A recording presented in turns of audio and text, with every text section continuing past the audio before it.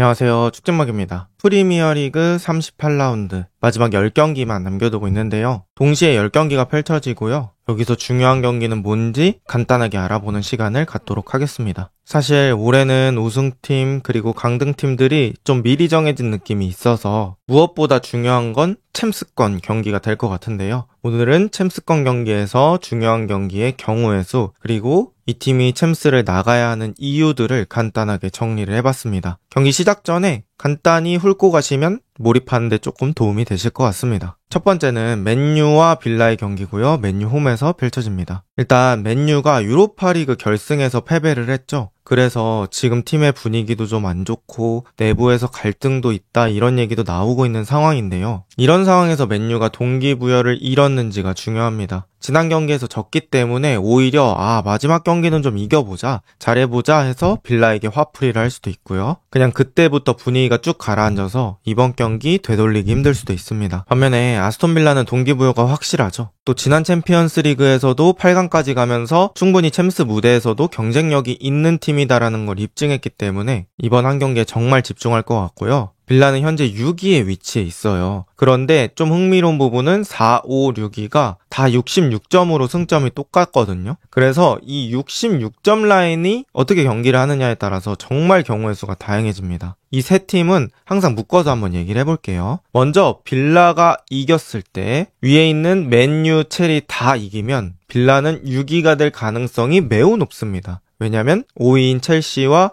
6위인 빌라의 골득실 차이가 많이 나기 때문이죠. 그런데 빌라가 이겼을 때 뉴캐슬이나 첼시 중에 한 팀이 진다면 5위에 진입하게 됩니다. 뉴캐슬이나 첼시 중에 한 팀이 비겨도 빌라는 5위 안으로 들어가게 됩니다. 빌라가 무승부했을 때는 경우의 수가 좀 많아서 그냥 경기 끝나고 체크해보는 게 좋을 것 같고요. 빌라가 졌을 때는 챔스 경우의 수는 거의 없다고 보면 될 것 같습니다. 첼시나 뉴캐슬이 막 20골씩 먹히지 않는 이상 그럴 것 같고요. 그런데 이 경기의 좀 특이 포인트가 1011부터 맨유 홈에서 맨유가 빌라 상대로 극강의 모습을 보여주고 있다는 거예요. 빌라 상대로 9대1로 맨유가 앞서고 있어서 이 아스톤 빌라에게는 또 상대 전적으로 보면 매우 어려운 원정이 될 수 있습니다. 그리고 이 10년 동안 누적되어 온 상대 전적은 그 팀이 좋았을 때, 안 좋았을 때 다 포함이 된 전적이기 때문에 이 팀 간의 상성이 진짜 있는 거거든요. 그래서 과연 빌라가 이 원정에서 극복할 수 있을지 보겠습니다. 빌라에게 챔스가 중요한 이유는 크게 두 가지입니다. 지금 현재 빌라가 약간 탄력을 받았다고 볼 수 있거든요. 챔스에서도 결과가 나오고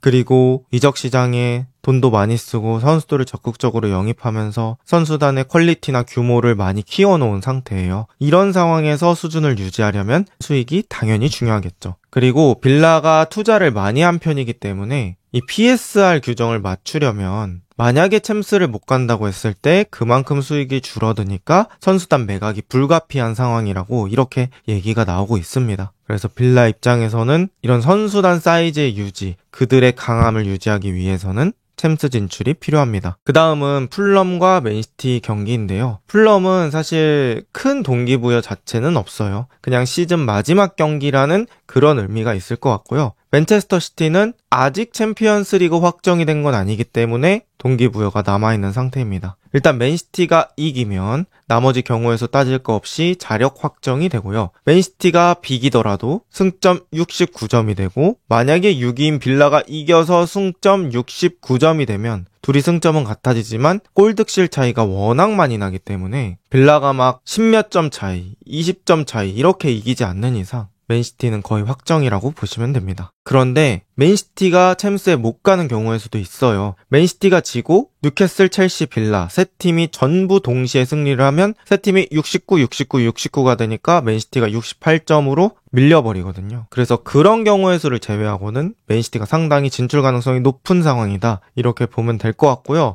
또 맨시티에게 힘을 실어주는 그런 자료가 있어요. 바로 1011부터 풀럼홈에서 시티가 한 번도 지지 않았습니다. 7대 0의 전적을 보여주고 있기 때문에 원정길이 부담스럽긴 하지만 챔스 진출 자신감 가지고 할 수 있는 경기가 아닐까 싶고요. 시티에게 챔스가 중요한 이유도 여러 가지 많습니다. 일단 첫 번째, 0910 시즌 이후로 전부 챔피언스리그 진출했기 때문에 이 흐름을 이어가기 위해 열심히 할 겁니다. 그리고 리빌딩과 세대교체의 시작점이 되는 시즌입니다. 시티의 트래블을 이끌었던 멤버들 중에 나이가 많았던 멤버들이 이제는 교체할 타이밍이 됐고요. 지난 겨울 이적 시장에 어리고 유망한 선수들을 많이 영입하면서 리빌딩의 신호탄을 알렸습니다. 그럼 이렇게 리빌딩 때는 선수 영입이 중요하고 그 선수 영입을 할 때는 돈과 매력도 측면에서 챔피언스 리그가 중요할 수밖에 없습니다. 또 과르디올라 감독이 스몰 스쿼드를 지향하기 때문에 선수가 적을수록 그 한 명의 퀄리티가 매우 중요하잖아요. 그럼 그 한 명의 선수를 잘 데려와야겠죠. 그러기 위해서는 챔스 나가는 게 유리하고요. 그래서 더더욱 중요한 상황입니다. 그 다음은 뉴캐슬과 에버튼과의 경기인데요. 뉴캐슬은 아까 말씀드렸던 66점 라인의 선두입니다. 뉴캐슬이 이겼을 때는 빌라가 대승을 하는 경우 빼고는 챔피언스리그 진출이 가능해집니다. 뉴캐슬이 비겼는데 첼시, 빌라 66점 라인이 동시에 이겨버리면 두 칸 밀려서 6위로 내려가게 됩니다. 뉴캐슬이 비겼을 때는 첼시, 빌라, 노팅엄의 결과를 따져봐야 되고요. 뉴캐슬이 졌을 때는 첼시나 빌라가 승점만 따도, 그러니까 둘 다 무승부만 해도 두 칸이 아래로 밀리기 때문에 6위로 바뀝니다. 그래서 뉴캐슬 입장에서도 이기면서 그냥 자력으로 확정짓고 싶어 할 것 같고요. 그런데 뉴캐슬이 홈에서 에버튼 상대로 극강은 아닙니다. 1011부터 뉴캐슬 홈에서 뉴캐슬 6, 에버튼 6이기 때문에 그렇게 쉽지 않은 대진이 될 것 같고요. 과연 뉴캐슬이 마지막 경기 어떻게 풀어갈지 기대를 해보도록 하겠습니다. 또 뉴캐슬에게도 챔스가 중요한 이유가 있겠죠. 뉴캐슬에게는 주요 선수를 지키는 게 중요합니다. 이삭이나 고든 같은 선수들이겠고요. 이제 뉴캐슬 입장에서는 팔지 않겠다는 입장이 확고해요. 그리고 에디아우 감독이 계속 우리 선수들 가지고 흔드는 거 좀 불편하다 이렇게 얘기를 했었는데요. 그럼에도 챔피언스 리그를 뉴캐슬이 가는 것과 안 가는 것은 이 선수들의 마음에서 차이를 일으킬 수 있죠. 또 뉴캐슬은 오른쪽 공격수 그리고 나이가 많은 센터백 라인에서 또 새로운 센터백을 수급해야 되고요. 골키퍼 그리고 스트라이커 이렇게 보강을 해야 하는 상황입니다. 뉴캐슬이 그런데 유로파에 간다고 해서 막 재정적인 위기가 심각하게 오는 건 아니에요. 이번에 뉴캐슬이 재정 규정에 관련해서 좀 정리를 잘 해놨다고 합니다. 그래서 돈 같은 거는 괜찮을 수 있는데 이 선수 지키는 것에서 그리고 선수를 데려오는 것에서 매력도가 떨어질 수 있기 때문에 뉴캐슬 역시 이 강함을 쭉 유지하려면 챔피언스 리그 진출이 중요할 것 같아요. 그 다음은 노팅엄 포레스트와 첼시와의 경기인데요. 이건 두 팀 다 챔스를 갈 수 있는 상황에서의 경기라서 가장 치열한 경기가 되지 않을까 싶고요. 일단 노팅엄이 승리를 한다고 해서 챔스를 무조건 진출하는 건 아닙니다. 그런데 노팅엄이 일단 이겨놓고 다른 팀의 결과를 기다려야 하는 상황이고요. 첼시는 이기면 빌라의 대승 빼고는 거의 챔스 진출이라고 보시면 되고요. 첼시가 비겼을 때는 나머지 66점 라인 두 팀이 승리하면 6위가 됩니다. 그리고 첼시가 비겼을 때는 나머지 두 팀도 비겨버리면 5위 자리가 유지가 되고요. 첼시가 졌을 때는 빌라가 승점만 따도 7위까지 떨어질 수 있습니다. 그래서 1011부터 노팅엄 홈에서 둘의 결과를 한번 살펴봤는데요. 한 번 비기고 첼시가 한 번 이겼습니다. 제 기억으로는 그 리스 제임스 복귀해가지고 크로스 올려서 잭슨이 마무리 결승골 넣었던 그날 같은데요.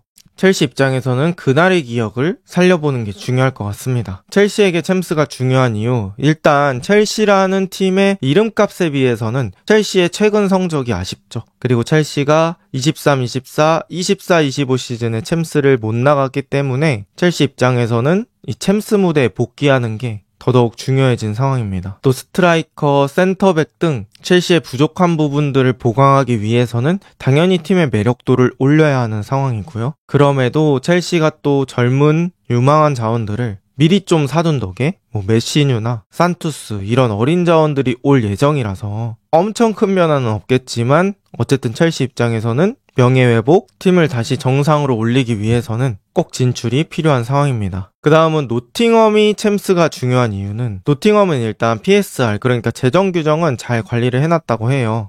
그래서 이거 못 가도 엄청나게 치명적인 상황이다 이런 건 아닌데 챔스 진출 여부와 상관없이 팀을 강화할 계획인데요. 여기서 챔스 진출하면 더더욱 가속을 받을 수 있겠죠. 또 모건 깁스 화이트의 잔류 여부에도 영향을 미칠 수 있습니다. 모건 깁스 화이트가 지금 맨시티와 링크가 뜰 만큼 매력적인 자원인데요. 노팅엄이 챔스를 간다고 하더라도 모건 깁스 화이트가 맨시티로 이적할 수도 있어요. 하지만 일단 노팅엄이 할 수 있는 건 다 해봐야겠죠. 그리고 모건 깁스 화이트가 나가는 걸 대비해서 다른 선수를 데려올 때도 챔스 가는 팀이라는 그 명함이 훨씬 더 중요할 것 같습니다. 그리고 손흥민이 마지막 브라이튼전은 결장 예정이라고 합니다. 마지막 브라이튼전에서는 로메로도 발가락 부상으로 뛰지 못할 것 같고 손흥민도 발이 100% 나은 상황은 아니라서 제외가 될 것 같습니다. 아마 손흥민, 로메로 이렇게 잔부상이 있는 선수들도 유로파 결승에 맞춰서 어떻게든 뛰게 하려고 한 것 같아요. 그래서 정말 유로파의 모든 걸 포커싱했던 토트넘이고 결국에는 성과를 얻어내고 편하게 마지막 경기를 지켜볼 수 있지 않을까 싶습니다. 자, 이렇게 간단하게 정리해 봤습니다. 이번 영상은 여기까지입니다. 좋은 하루 보내세요.